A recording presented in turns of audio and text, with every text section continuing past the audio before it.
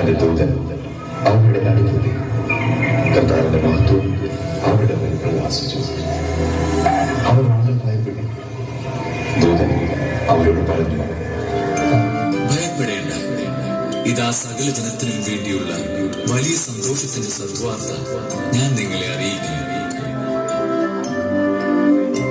ദാവീദിന്റെ പട്ടണത്തിൽ നിങ്ങൾക്കായി ഒരു രക്ഷകൻ, കർത്താവായ ക്രിസ്തു ഇന്ന് ജനിച്ചിരിക്കുന്നു.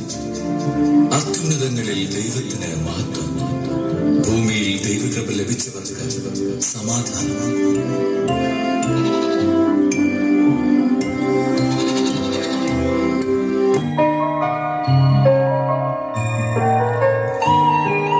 താരകം തന്നെ നോക്കി ആട്ടിടയർ നടന്നു.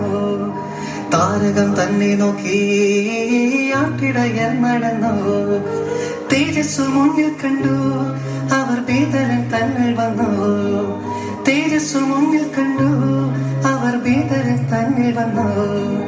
രാജാധിരാജന്റെ പൊൻതിരുമേനി, രാജാധിരാജന്റെ പൊൻതിരുമേനി അവർ കാലിത്തൊഴുത്തിൽ കണ്ടു. വർണ്ണരാജികൾ വിടരും വാനിൽ, വെള്ളിമേഘങ്ങൾ ഒഴുകും വാനിൽ.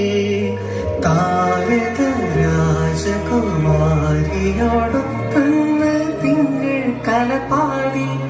ഗ്ലോറിയ അന്ന് തിങ്കൾ കലപാടി. ഗ്ലോറിയ.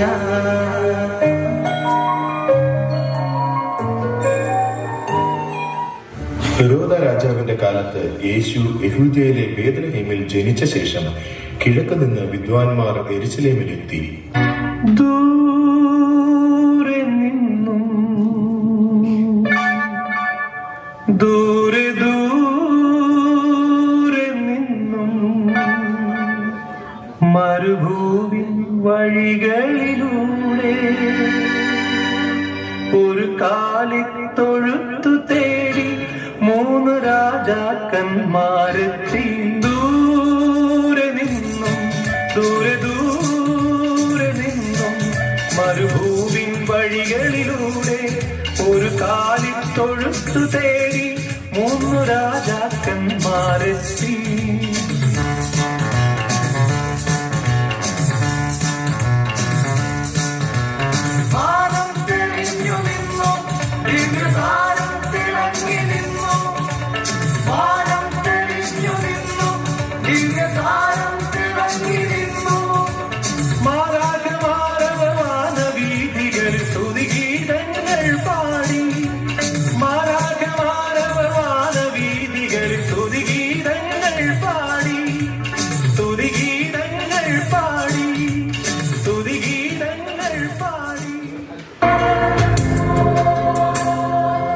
അങ്ങനെ രക്ഷയുടെ പ്രതീകമായ ഈ തിരുക്കുമാരന്റെ തിരുപ്പിറവിയിൽ നമുക്കും സന്തോഷിക്കാം.